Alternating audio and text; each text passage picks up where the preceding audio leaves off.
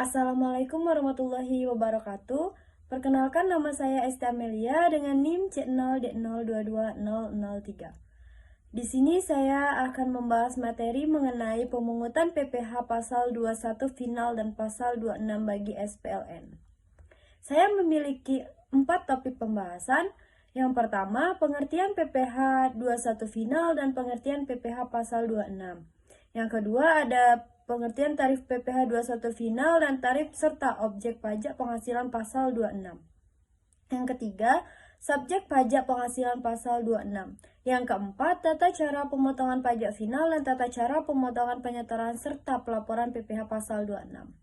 Langsung saja ke pembahasan pertama, pengertian PPh pasal 21 final, yaitu yang dikenakan dengan tarif dasar pengenaan pajak tertentu yang berbeda dengan skema pajak secara umum atas penghasilan yang diterima atau diperoleh sepanjang tahun berjalan. Pengertian PPh pasal 26 menurut Undang-Undang Nomor 36 Tahun 2008, PPh pasal 26 adalah pajak penghasilan yang dikenakan atas penghasilan yang diterima wajib pajak luar negeri dari Indonesia selain bentuk usaha tetap atau BUT di Indonesia.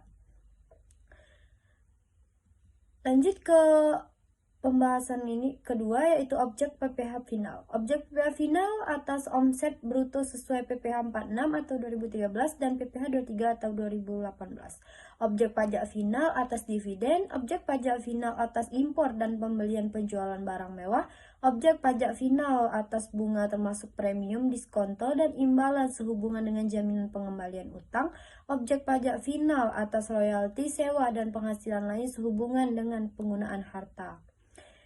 Lanjut ke satu, objek pajak final atas imbalan sehubungan dengan jasa pekerjaan dan kegiatan. Kedua, objek pajak final atas pensiun dan pembayaran berkala lainnya. Tiga, pajak penghasilan final atas premi swab dan transaksi lindung nilai lainnya. Yang terakhir, PPh final atas keuntungan karena pembebasan utang. Lanjut ke pembahasan kedua, yaitu tarif pajak penghasilan final pasal 21 atas uang pesangon adalah penghasilan bruto sampai dengan 50 juta sama dengan 0%. Penghasilan bruto di atas 50 juta sama dengan 5%. Penghasilan bruto di atas 100 juta sama dengan 15%. Dan penghasilan bruto di atas 500 ribu sama dengan 25%.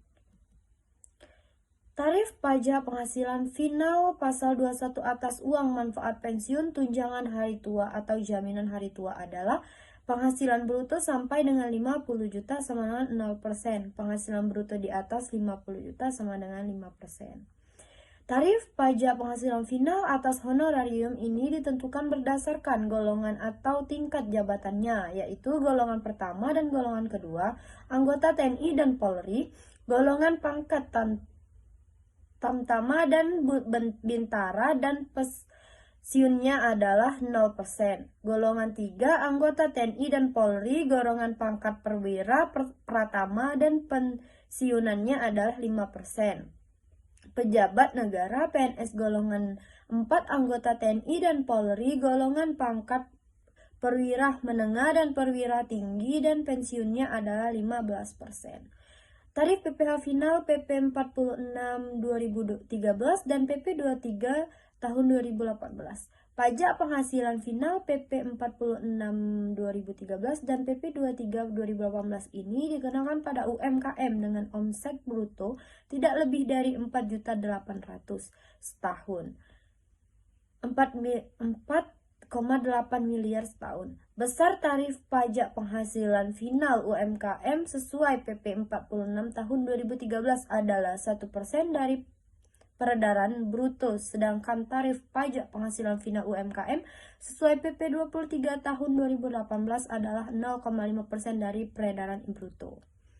Tarif dan objek pajak penghasilan pasal 26. Pertama, 20% dari jumlah penghasilan bruto diperoleh wajib pajak luar negeri berupa dividen, bunga premium diskonto, premi swab dan imbalan sehubungan dengan jaminan pengembalian utang, royalti sewa dan penghasilan lain sehubungan dengan penggunaan harta, imbalan sehubungan dengan jasa pekerjaan dan kegiatan, hadiah dan penghargaan pensiun dan pembayaran berkala lainnya. Tarif dan objek pajak penghasilan PPh pasal 26 yang kedua, 20% final dari perkiraan penghasilan itu berupa penghasilan dari penjualan harta di Indonesia, premi asuransi yang dibayarkan langsung maupun melalui pialang kepada perusahaan asuransi di luar negeri. Yang ketiga, 20% dari penghasilan kena pajak sesudah dikurangi pajak dari suatu BUT di Indonesia, kecuali penghasilan tersebut ditanamkan kembali di Indonesia. Yang keempat, tarif berdasarkan perjanjian penghindaran pajak berganda antara Indonesia dengan negara pihak pada persetujuan. Masuk ke pembahasan ketiga, yaitu subjek pajak penghasilan pasal 26. Ini adalah wajib pajak luar negeri. Selain BUT, pengertian wajib pajak luar negeri bisa kita temukan dalam pasal 2 ayat 4 huruf B Undang-Undang Pajak Penghasilan 1984. Pada ketentuan ini, subjek pajak juga wajib pajak luar negeri selain BUT adalah orang pribadi yang tidak bertempat tinggal di Indonesia. Orang pribadi yang berada di Indonesia tidak lebih dari 183 hari dalam jangka waktu 12 bulan. Dan badan yang tidak didirikan dan tidak bertempat kedudukan di Indonesia yang dapat menerima atau memperoleh penghasilan dari Indonesia, tidak dari menjalankan usaha atau melakukan kegiatan melalui bentuk usaha tetap di Indonesia. Masuk pembahasan keempat, yaitu tata cara pemungutan PPh pasal 21 final. Pemungutan PPh pasal 21 final dikenakan pada sebagian besar pendapatan pribadi yang dikenakan pada tingkat tarif final. Ini berarti bahwa pajak yang dipotong dari pendapatan tersebut adalah pajak akhir dan tidak perlu lagi melaporkan dalam pengembalian pajak tahunan. PPh 21 final biasanya dikenakan pada jenis pendapatan tertentu seperti bunga deposito dan hasil penjualan saham, di mana pihak yang membayar pajak bertanggung jawab untuk memotong dan mentransfer pajak tersebut kepada pemerintah. Yang kedua, tata cara pemungutan PPh pasal 26 mengacu pada prosedur pemotongan pajak penghasilan yang dikenakan pada penghasilan tertentu, terutama penghasilan dari dividen, bunga, royalti, dan lainnya yang diberikan oleh pihak yang memiliki kewajiban pemotongan pajak kepada penerima pendapatan. Di sini ada contoh kasus perhitungan PPh pasal 21 final, yaitu Pak Edi seorang pengusaha UMKM dengan omset 1,2 miliar dalam setahun, dengan rata-rata omset dalam satu bulan adalah 100 juta per bulan. Karena jumlah peredaran bruto setahun masih kurang dari 4,8 miliar, maka atas omset dari usaha Pak Edi tersebut dikenakan pajak penghasilan final sesuai PP 23 UMKM tahun 2018. Dengan demikian, pajak penghasilan final yang harus dibayar Pak Edi adalah 100 juta dikali 0,5% sama dengan 500 ribu. Pajak penghasilan final UMKM ini harus dibayarkan setiap tanggal 10 tiap bulannya. Yang kedua, contoh kasus penghitungan PPh pasal 26. Mike adalah karyawan asing pada perusahaan PT Dira Consult. Mike bertempat tinggal kurang dari 183 hari. Mike sudah beristri dan mempunyai seorang anak dalam bulan April 2009. Mike memperoleh gaji 5.000 sebulan QRS yang berlaku 10.500 per US. Perhitungan PPh pasal 26, penghasilan bruto berupa gaji sebulan 5.000 dikali 10.500 sama dengan 52.500. Penerapan tarif 20% dikali 52.500 sama dengan 10.500. PPh pasal 26 atas gaji Mike bulan April 2009 adalah 10.500. Terima kasih. Sekian presentasi dari saya. Saya akhiri. Wassalamualaikum warahmatullahi wabarakatuh.